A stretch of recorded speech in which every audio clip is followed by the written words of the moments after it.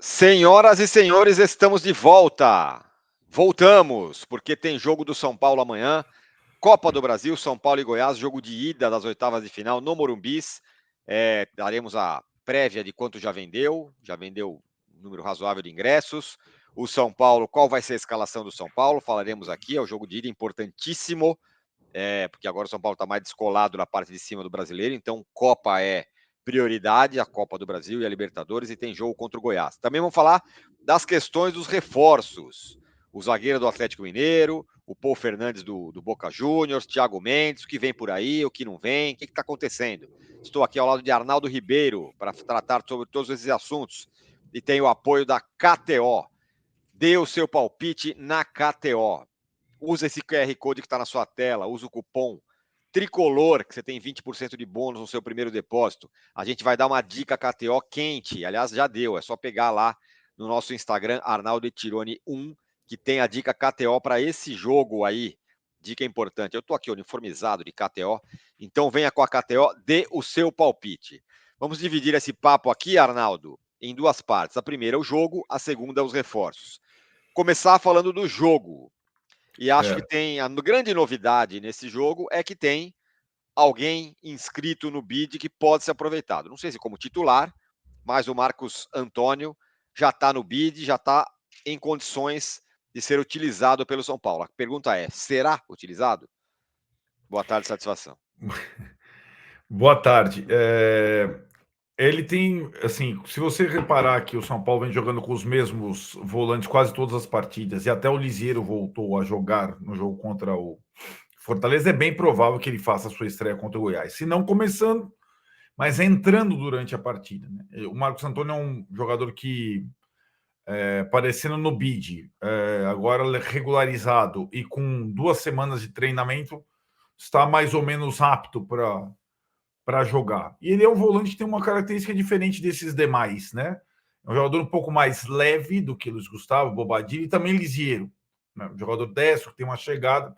Então tem boa chance. Ele tinha até, Tironi, já a condição, se o São Paulo forçasse um pouco a barra no registro, ele já teria sido regularizado e poderia até viajar para Fortaleza para estrear. Só que, sábado à noite, fora de casa, poucas semanas de treino, ele conseguiu mais algumas sessões de treino. E aí, quando o Zubeldia se colocou à disposição para utilizá-lo, ele já foi regularizado, foi o que aconteceu na segunda-feira, então ele está em condição, é a cara nova aí nos relacionados do São Paulo, o Marcos Antônio. Será que ele entra? Acho que Um sim. pouquinho, pelo menos? Sim, porque Uhum. para descansar alguém, né? Quer dizer, ele só tem um É. lugar que ele pode entrar, né? Que é Não, ele pode. Então, esse é um jogador que ele pode ser uma opção para o segundo homem jogar do no meio, lugar de um dos dois volantes, ou mesmo do primeiro volante?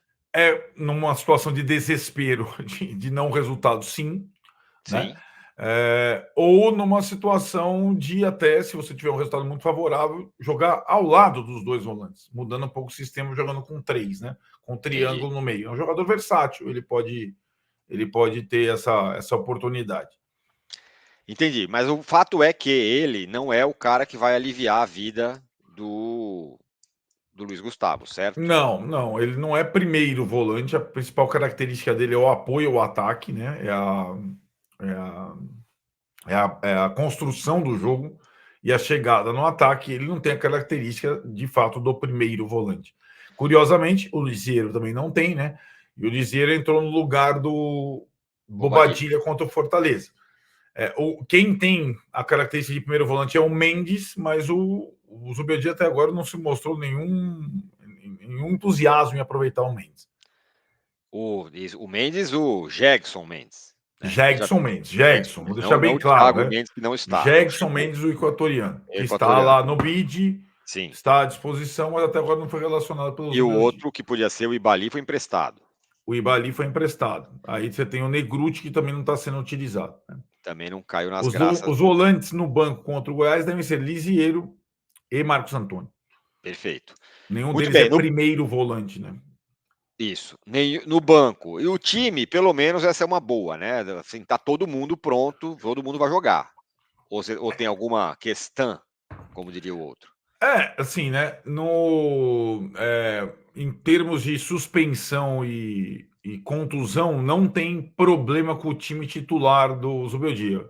Tem a questão do desgaste, né? Sim. Porque o São Paulo jogou no sábado à noite, a gente vem batendo nessa tecla. O jogo foi marcado para terça-feira e pela primeira vez em muito tempo, uma das primeiras vezes, o Zubeldia não esboçou o time titular no treino da véspera, porque não tinha condição. Quem jogou até o fim em Fortaleza, quem vinha jogando, tipo, quase todos os partidos, Alan Franco, Luiz Gustavo, essa turma aí não treinou, não teve um apronto com o time. É verdade que esse time, se for o time que vinha jogando todas as partidas, é um time que já está entrosado, né? Começando pelo Rafael e terminando pelo Ferreirinha. Mas não teve tempo para ter treino por uma eventual mudança, por exemplo. Então deve ser aquele time que a gente já vem, que o torcedor meio que decorou, né, nos últimos Sim. tempos, depois da saída do Alisson, com o Bobadilha no lugar do Alisson. Essa falta de treino, para esse time titular, que de fato está entrosado, também ajuda a entender as questões de bola parada, ainda problemáticas do São Paulo, ou então, por exemplo, o gol que o São Paulo sofreu lá contra o Fortaleza, que o Zubeldia ficou pé da vida, foi um contra-ataque, ele falou, não, isso não pode acontecer. Essa é uma situação curiosa, né? Porque as duas situações de bola parada a favor e contra-ataque, elas ocorreram com batidas de jogadores que não são titulares hoje. O Wellington Rato e Lisiero. É verdade. Então, assim, até essa situação, eu acho que o Zubeldia se revoltou contra o contra-ataque, mas as bolas cobradas foram cobradas de uma forma que não Não. tem sido usual. Isso não apaga a questão que o São Paulo tem feito pouco de bola parada ofensiva, mas Sim, pelo menos não vinha sofrendo contra-ataques letais com o como time esse. titular, né? Então, Isso. essa é a questão. Então vamos lá, Rafael, se não tiver nenhuma mudança de fora do comum, Rafael, Igor Vinícius, Arboleda, Alan Franco, Wellington, Luiz Gustavo, Bobadilha, Lucas, Luciano, Ferreirinha e Caleri. Isso, aí com pelo menos Arboleda completamente descansado, com Descansado. Lucas completamente descansado, com Luciano e Ferreirinha tendo jogado poucos minutos contra o Fortaleza, né? E ele falou também no último jogo que os laterais tinham, de alguma forma, quer dizer, não vão estar descansados para esse jogo, mas para o outro jogo eles estavam, né? Porque eles não tinham jogado os laterais titulares Isso, no ele jogo falou que ele anterior. tem mais revezado por suspensão, né? Do que, E exato. eventualmente alguma lesãozinha do que por convicção de mudança e tal. E ele alegou que, né, no jogo contra o Juventude, os laterais não tinham jogado suspensos, né? E o Caleri também não, né? Muito bem, ó, lembrando que esse vídeo tem o apoio da KTO e vamos falar dos reforços a partir de agora, tá? Dê o seu palpite na KTO, usa esse QR Code que está na tela, usa o link que está na descrição. Mas antes vamos falar do Goiás. Isso. Pensou que eu ia É, esquecer? isso, exatamente. O Goiás, Go... e aí? Não jogou no fim de semana? Não, diferentemente do São Paulo, o jogo do Goiás com o Amazonas pela Série B no final de semana foi adiado. Foi a única partida da Série B adiada. O CRB, que também joga pela Copa do Brasil, jogou no final de semana, joga contra o Atlético, jogou o final de semana pela Série B. O Goiás teve algumas. O último jogo que o Goiás jogou foi, curiosamente, contra o CRB, semana passada. Vai completar praticamente uma semana sem jogar. E ele teve algumas ausências por suspensão, lesão. Volta praticamente todo Todo mundo. mundo. Praticamente. Só o Rildo, que já jogou por outra equipe na Copa do Brasil, não pode atuar. Mas voltam os mais experientes. O Marcão, que foi volante do esporte. E, sobretudo, o David Braz, conhecido, né? Estava no Fluminense ultimamente. Que é o líbero. O time do Goiás normalmente joga com 3 zagueiros. Né? É o time do Zanardi, que é aquele técnico do São Bernardo que o Corinthians tentou contratar lá no Paulista. Sim, sim. Normalmente, como é que era o São Bernardo dele? Era só, né? Só Pancada o tempo pancada e todo. time fechado. É o, E, é e o que ele. velocidade no contra-ataque. Exatamente. É o tipo de jogo que o Goiás pratica. Não faz uma boa Série B, é uma decepção na Série B. Tá no meio da tabela, mas se preparou bem para esse jogo, teve tempo. E vai. Um dos outros rostos conhecidos, mas deve ficar no banco, é o Thiago Galhardo, aquele que causa muito. Estava no Sim. Fortaleza, foi dispensado pelo Fortaleza. mas deve começar no banco, até porque ele é utilizado mais nos jogos em casa. Muito possivelmente no jogo de volta ele comece jogando, mas nesse jogo ele deve ficar no banco. E a arbitragem, só juiz cascudo e do São Paulo não, é isso? É incrível, né, cara? Saiu a escala inteira dos 8 jogos da Copa do Brasil, só tem os árbitros mais experientes, né? A CBF, depois de muitas lambanças em escala, tentou correr menos riscos. Não que tenha uns árbitros experientes ótimos no futebol brasileiro. Por exemplo, na escala tem Marcelo Lima Henrique, no jogo do Corinthians e Grêmio. Sim. Ele apitou recentemente São Paulo e Galo, ou Galo e São Paulo, a gente viu como é que foi. Tem o Luiz Flávio de Oliveira, que eu amo. Luiz Flávio de Oliveira, opa, tava Vai sumido, apitar, ele tava por aí. Tá por aí, mais na Série B do que na Série A, vai apitar Juventude e Fluminense. O único árbitro novato da escala de 8 é o árbitro do jogo do São Paulo. E assim, a gente fala antes porque, né? O árbitro se chama Jonathan Benkenstein Pinheiro, do Rio Grande do Sul. É o árbitro. O árbitro de VAR é o Rafael Trace, de Santa Catarina, que é rodado. Rafael Trace é o árbitro de VAR que o Textor quis matar lá no jogo do Palmeiras com o Botafogo lá atrás, lembra? Sim. Lá do jogo da inteligência virada? artificial do Textor, lembra? Jogo da virada. Jogo da virada, que ele ficou bravo. Então, esse cara é o Rafael Trace. Muito bem, então tá aí. A arbitragem, mais uma vez, a arbitragem cobaia no jogo do São Paulo. Que beleza. Vamos lá, vamos testar um cara aí no Morumbi. Até ontem tinha mais de 30 mil ingressos vendidos. Já tem parcial dos últimos momentos aí? Não, então a última parcial que o São Paulo divulgou foi na segunda de manhã, né? Depois do final de semana, eram 33 mil vendidos na segunda de manhã. Com a segunda toda para vender e mais a terça, a expectativa é que o público supere 40 mil, chegue nos 45 mil pessoas, mais ou menos isso. É mesmo, eu esperava mais, para falar a verdade. Eu não. Sei lá, Copa do Brasil, que agora São Paulo vai para as Copas e tal. Mas é um jogo de ida, né? Não é um jogo Goiás, não é um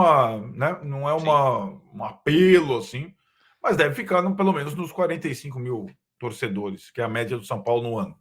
Muito bem, veremos. Bom, agora é o seguinte, agora sim, com o apoio da KTO, a gente vai falar de reforços. E aí é o seguinte, hein? Reforços o quê? Travados. Tudo que estava meio encaminhado não andou, é isso? O Lemos do Galo esfriou completamente a negociação, é isso? Eu computo essa janela do São Paulo. A janela do São Paulo e o movimento da direção do São Paulo nessas questões de arbitragem, intervalo de jogos, parece que os caras estão hibernando, cara. Num momento crucial da temporada, né? Então o São Paulo já vinha muito devagar na janela.